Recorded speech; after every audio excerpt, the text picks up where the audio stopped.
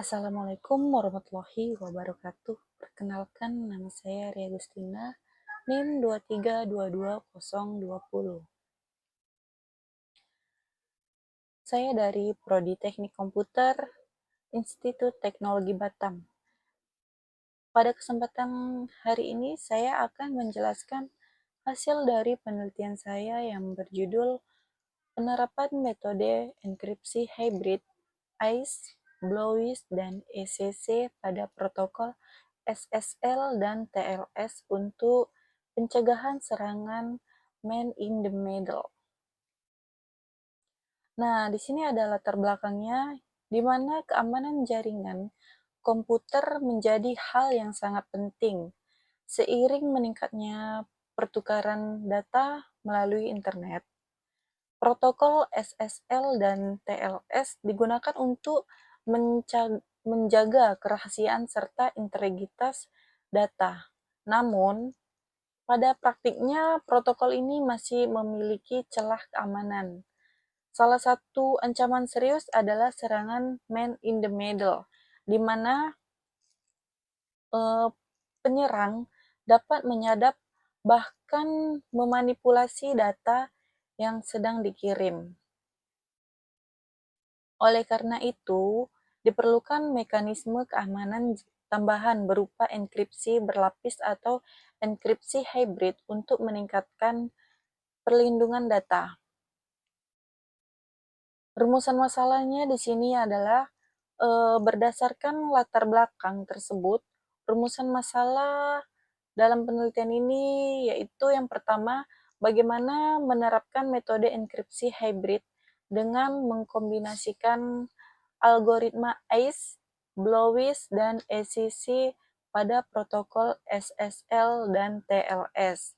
Yang kedua itu, seberapa efektif penerapan enkripsi hybrid tersebut dalam mencegah serangan man in the middle pada jaringan komputer.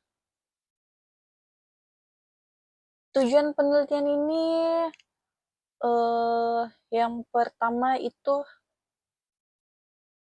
mengimplementasikan metode enkripsi hybrid ICE, BLOWIS, dan ECC pada protokol SSL dan TLS. Yang kedua itu menguji kemampuan sistem dalam memitigasi serangan man in the middle melalui simulasi jaringan. Yang ketiga itu menganalisis tingkat efektivitas enkripsi hybrid dalam menjaga kerahasiaan dan integritas data. Manfaat penelitian ini diharapkan memberikan manfaat sebagai berikut. Yang pertama itu bagi peneliti menambah pemahaman mengenai keamanan jaringan dan kriptografi modern. Bagi pengembang teknologi, menjadi referensi penerapan enkripsi hybrid pada sistem keamanan jaringan. Dan bagi pengguna jaringan, meningkatkan kesadaran akan pentingnya keamanan data, khususnya pada jaringan publik. Nah, selanjutnya kita masuk ke bab 2, yaitu topologi jaringan. Topologi jaringan ini merupakan pola atau cara menghubungkan perangkat dalam suatu jaringan. Pemilihan topologi yang tepat sangat berpengaruh terhadap efisiensi, kecepatan, dan stabilitas jaringan. Ada beberapa topologi yang digunakan, diantaranya yaitu ada bus, star, ring, mesh, tree, dan hybrid. Yang pertama itu kita akan membahas topologi bus. Pada topologi bus ini semua perangkat terhubung ke satu kabel utama yang berfungsi sebagai jalur data. Topologi ini sederhana dan hemat biaya, namun jika kabel utama bermasalah, seluruh jaringan akan terganggu. Yang kedua itu kita masuk ke topologi star, yaitu topologi star ini menghubungkan seluruh perangkat ke satu titik pusat seperti hub atau switch. Kelebihannya adalah mudah dalam mengelola dan troubleshooting. Namun, saat bergantung pada perangkat pusat,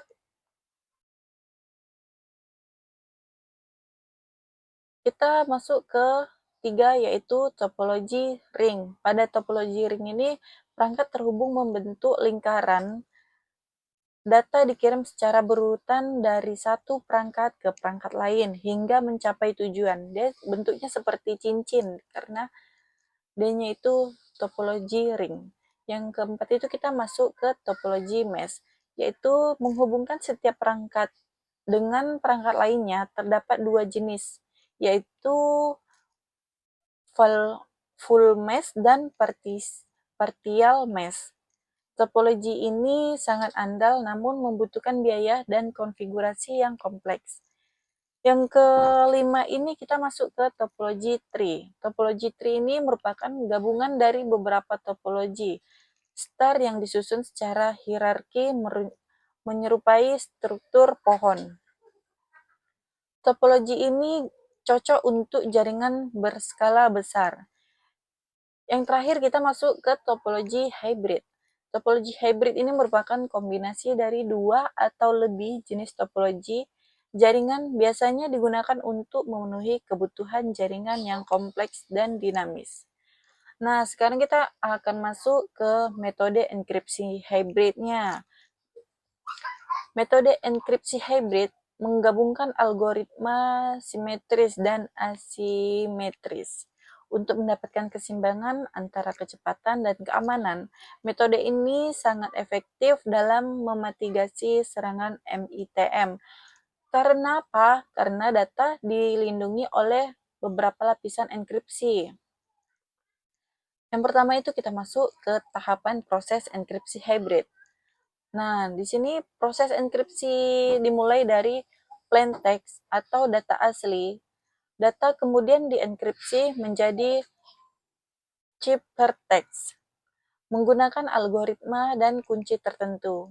Untuk mengembalikan data ke bentuk semula, hanya pihak yang memiliki kunci yang sah yang dapat melakukan proses dekripsi.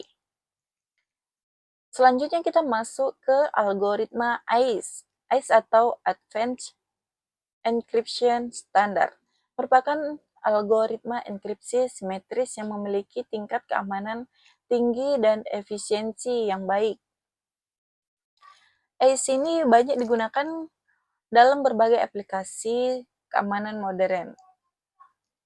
Tahap algoritma ACE ini terdiri dari beberapa tahap, yaitu Etron-K,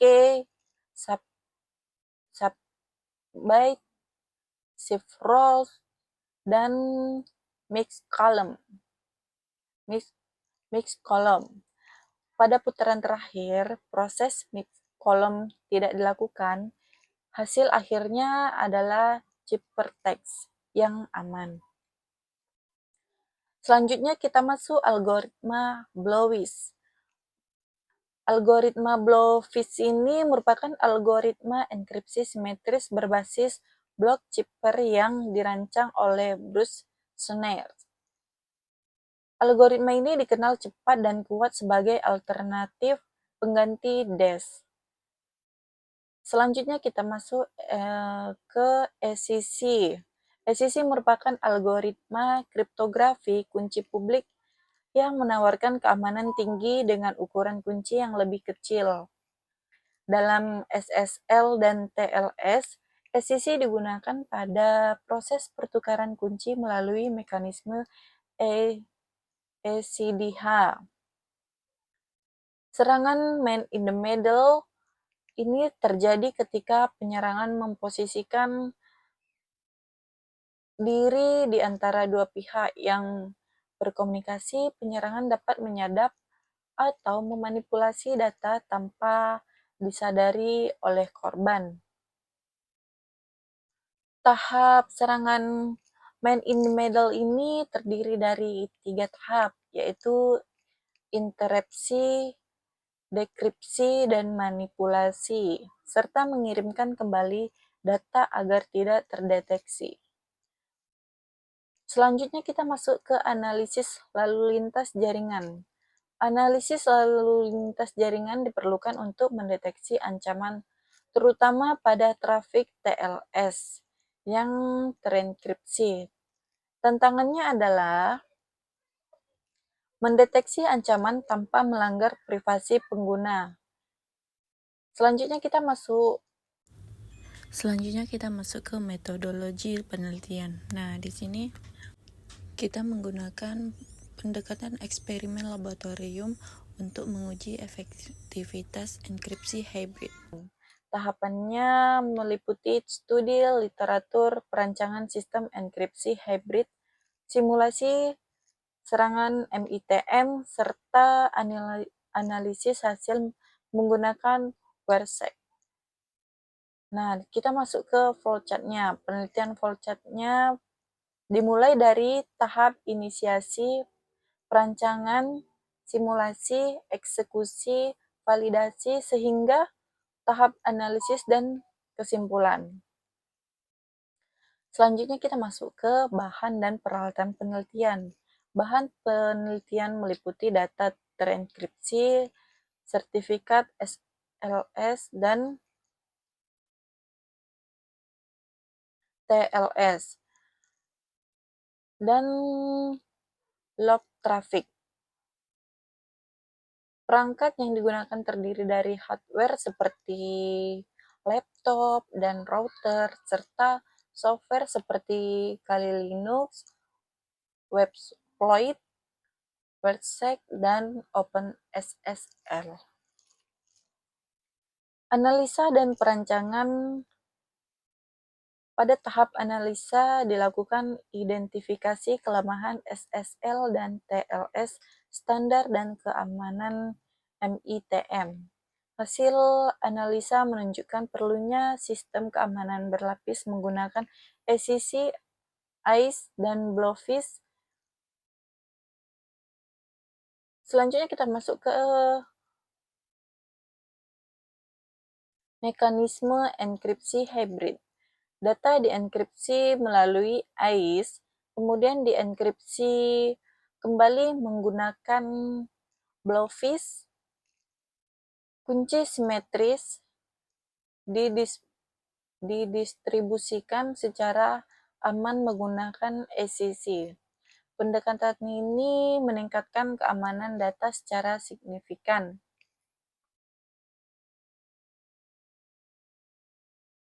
Sebagai kesimpulannya, penerapan enkripsi hybrid terbukti mampu meningkatkan keamanan SSL dan TLS dan memitigasi serangan man-in-the-middle atau MITM. Dengan keamanan berlapis, data tetap terlindungi meskipun berhasil diinterupsi. Terima kasih atas perhatian semuanya. Saya akhiri dengan wassalamualaikum warahmatullahi wabarakatuh.